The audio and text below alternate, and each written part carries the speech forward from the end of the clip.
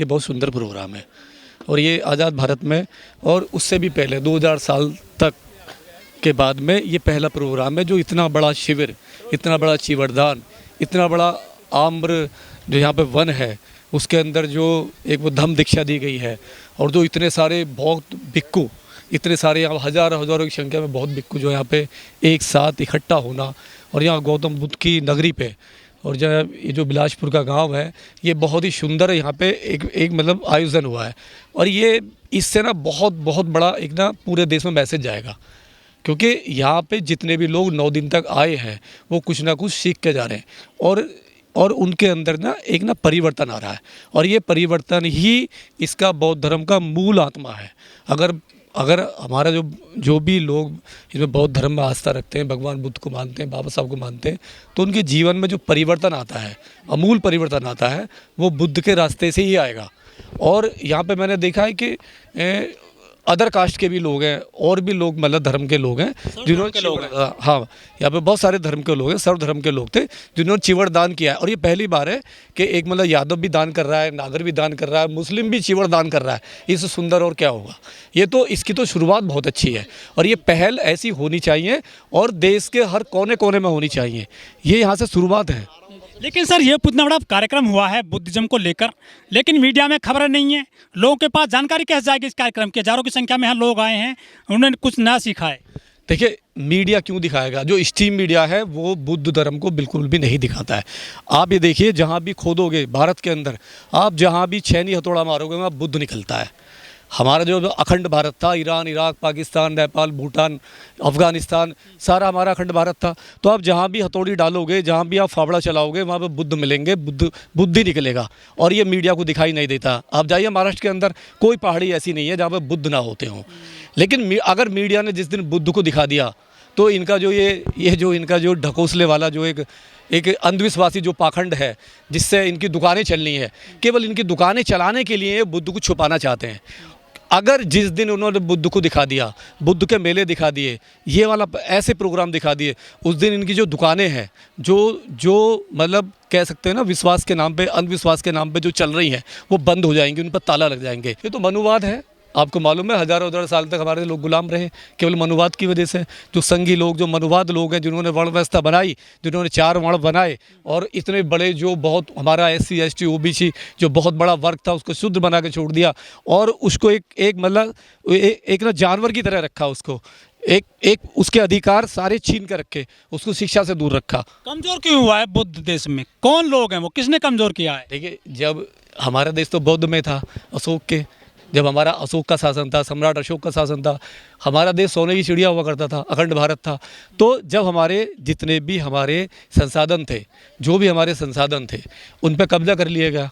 इन जो हमारे मनुवाद, विरासत कहाँ गई? बुद्ध की विरासत वैसे ही खत्म हो जाएगी। इन्होंने बुद्ध की विरासत को खत्म कर दिया, जला दिया। जो इनका इतिहास था, जो बिहार में इतिहास था, जो हमारी यूनिवर्सिटी थी, जो हमारी नालंदा यूनिवर्सिटी थी, उसको आग लगा दिया गया। इन लोगों ने आग लगाया, उसका इतिहास खत्म कर दिया। हमारा जो भारत है अब जो हमारे जो लोग हैं जो बुद्धिज्म की तरह जा रहे हैं, day by day, one by one, एक कदम आगे बढ़ा रहे हैं। इसका मतलब ये है कि लोग सच्चाई को जान रहे हैं, बुद्ध को जानना चाहते हैं और वो बुद्ध की शरण में अब एक कदम उन्होंने बढ़ा दिया है। तो ऐसे जो प्रोग्राम है, मैं कहता हूँ ऐसे प्रोग्राम हर गली में होने चाहिए, हर विधानसभा में होने चाहिए, हर गांव में जागरण हो रहे हैं, नवरात्रि रखे जाते हैं, शिवरात्रि वो शोभा यात्रा निकाली जाती है गलियों में। आप बुद्ध की कहाँ बात कर रहे हैं सर? देखिए अगर मैं यहाँ खड़ा हूँ, आप यहाँ खड़े हो, तो बुद्ध की वजह से खड़े हुए हैं।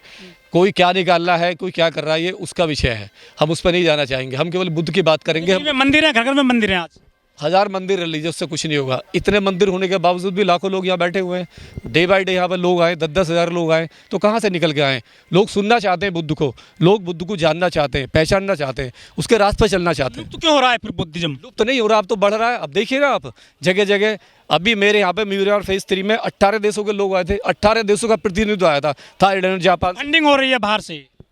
फंडिंग नहीं हो रही है, वो अपने पैसे से आते। फंडिंग कौन करेगा? अपने पैसे से आते हैं। मैं यहाँ पे आया हूँ, अपनी गाड़ी से आया हूँ, अपना बाबा साहब के नाम पे चंदा ले लिया है। बाबा साहब ने तो सब कुछ चंदा दिया है।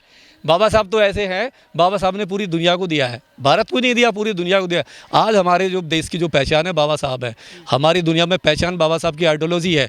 आज जितने भी शूद्र OBC SC ST माइनॉरिटी हैं, सब बाबा साहब के अधिकार की वजह से बड़े आदमी बने, पैसे वाले बने, दुनिया में जा रहे, आज वो खुद पैसा दे रहे। आज हमारे लोग लेने वाले नहीं हैं, देने वाले बन चुके हैं। आज हमारा देश में अस्तित्व है।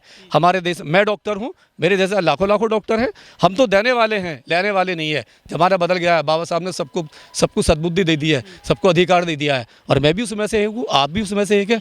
आज आप जो ना मीडिया का पहला पावर अपना देख रहे हैं, तो हमें तो सही रास्ते पे चलना है।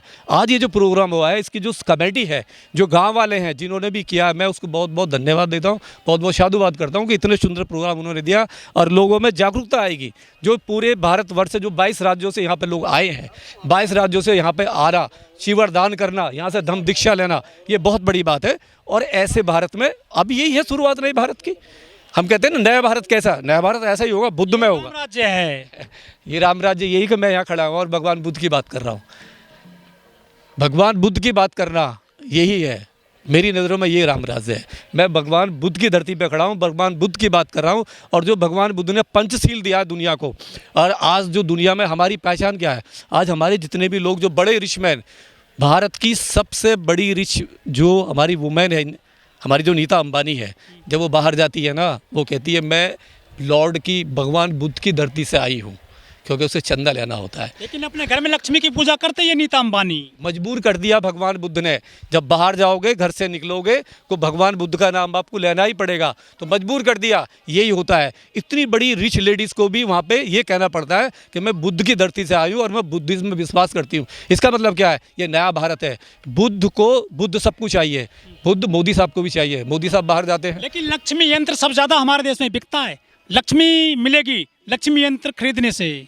जो बेचने वाला होता है वो फ़कीर होता है। झोली लटका के बेचता है, वो उसके पैरों में जूती नहीं होती है, कपड़े फटे हुए होते हैं, और वो लक्ष्मी यंत्र बेचता है। अगर वो मतलब अगर बेचने वाला ही गरीब है तो खरीदने वाला अमीर कैसे हो सकता है? अगर ऐसा होता तो झोली लेके क्यों बैठता वो तो वैसे ही अमीर हो जाता जो यंत्र बेच रहा है। तो ये सब पाखंडवाद है, ये अंधविश्वास। बेचेंगे, अब झाड़ू बेचेंगे दीपावली पर, इससे जो लक्ष्मी आई घर में। अभी कुछ नहीं है, ये सब उनकी अपनी इच्छाएं हैं। कौन क्या करता क्या नहीं करता हमें उसमें नहीं जाना है, उनकी आस्था का विषय है, वो करें उसमें। मुझे भगवान ज़्यादा तेजी से अम्बेडकरवाद बढ़ रहा है, बुद्धिज्म बढ़ रहा है, या जय श्री राम बढ़ रहा है? नहीं, अम्बेडकरवाद।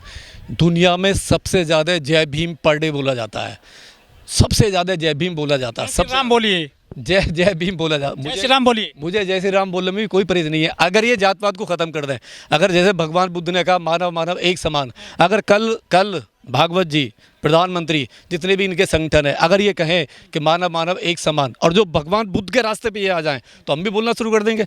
हमें मानव एक समान चाहिए, हमें एजुकेशन एक समान चाहिए। सरकार तो कहती है मोदी जी की सबका साथ, सबका विकास, सबका विश्वास। मणिपुर भूल गए क्या? मणिपुर भूल गए? मणिपुर में जिन बहन बेटियों को नंगा घुमा के, वो कौन सा देश है, किस राज्य की है वो? इन्हीं की सरकार है।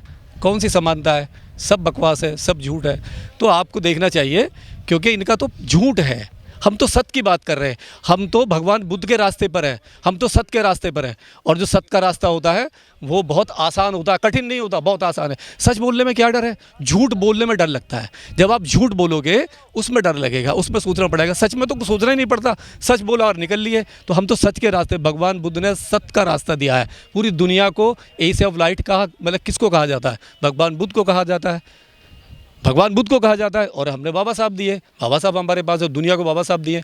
हमने दो लोग दिए, बुद्ध दिए, बाबा साहब दिए, जिनके पास जिस समाज के पास में दो इतनी बड़ी शक्तियां हो, वो गुलाम हो ही नहीं सकता। ना वो अंधविश्वास। सवाल ये है कि बहुजनों की जो महिलाएं हैं वो अभी भी धर्म में, हिंदू धर्म में पड़ी हुई हैं, वो पाखंड को नहीं छोड़ रही हैं।